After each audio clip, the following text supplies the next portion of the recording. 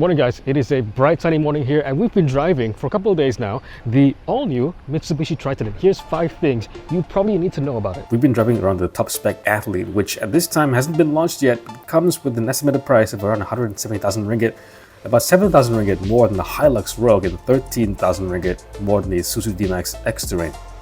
And it's the exact same price as the Ranger Wildtrak from Ford. Interesting. Let's take a look. First thing, let's start with the design. I love this color, Yamabuki orange, but look around. The Triton really is all new. They call this design language Beast Mode, which, sorry for the obscure reference, but reminds me of a 90s TV show called Beast Wars, which was awesome by the way. Second thing, the engine is all new. This is a 2.4 liter turbo diesel that's all aluminium instead of cast iron. Yes, it is lighter, but will it be as strong and robust?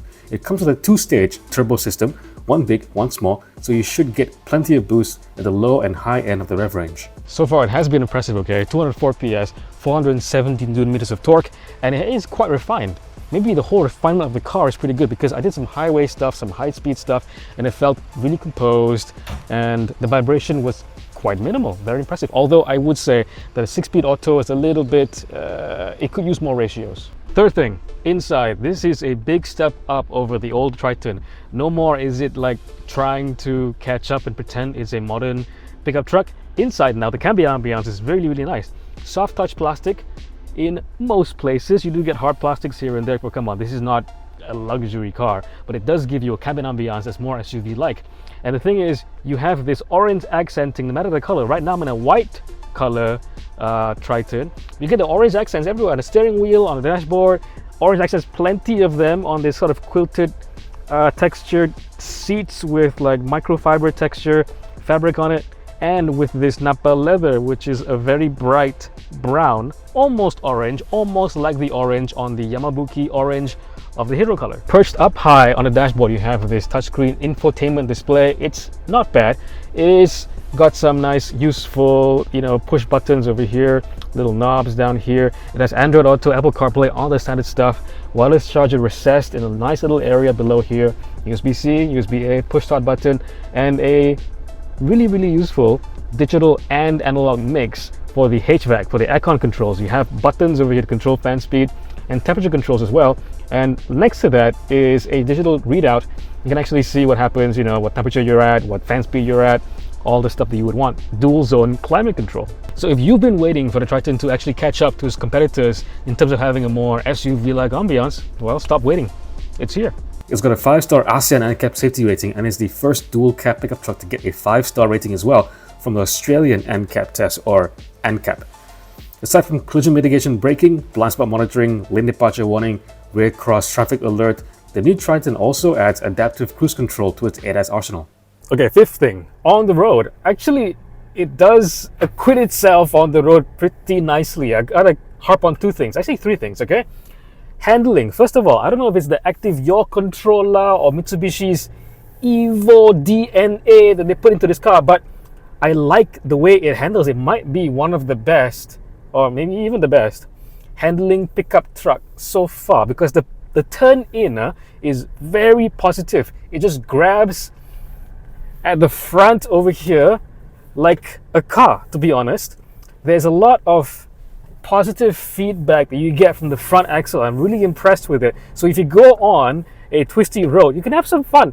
And the thing is, this car's ride, okay? The second thing I want to cover is the suspension system.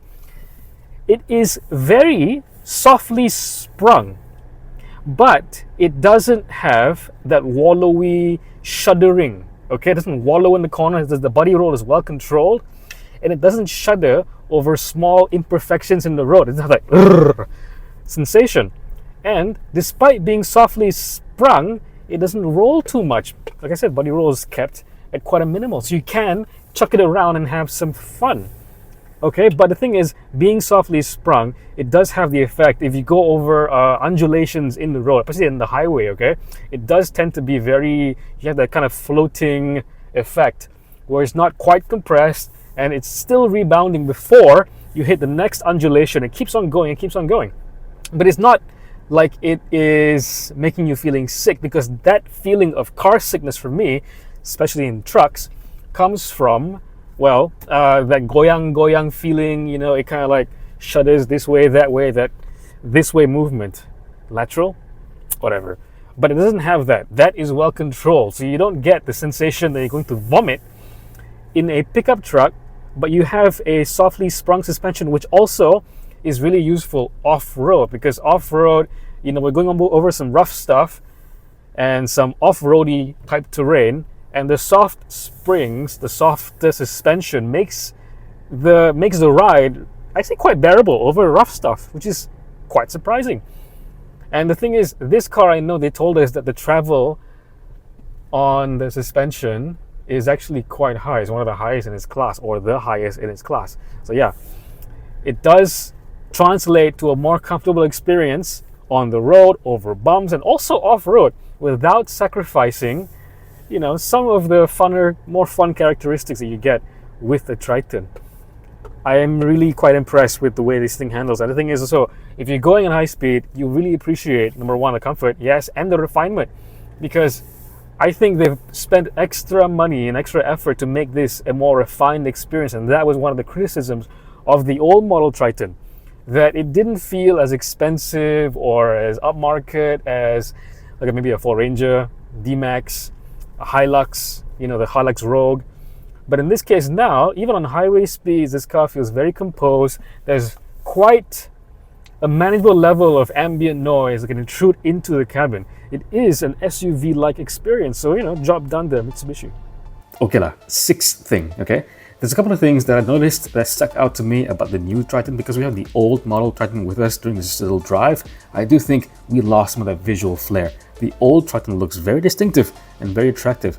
Also, I noticed the lack of a 360 cam, something the D-Max and Ranger Wildtrak have, and it's really useful given its size. But whatever, those are small things that I can get over. Maybe even splitting hairs on those small things. Overall, I'm really impressed with the new Triton. It is a definite big step up over the older model, and that is what counts. So guys, over to you. What do you guys think of the all-new Mitsubishi Triton? Does it finally have the chops to compete with the big boys in the pickup space, offering, you know, rugged off-roader ability with, you know, SUV-like ambiance? Let us know in the comments.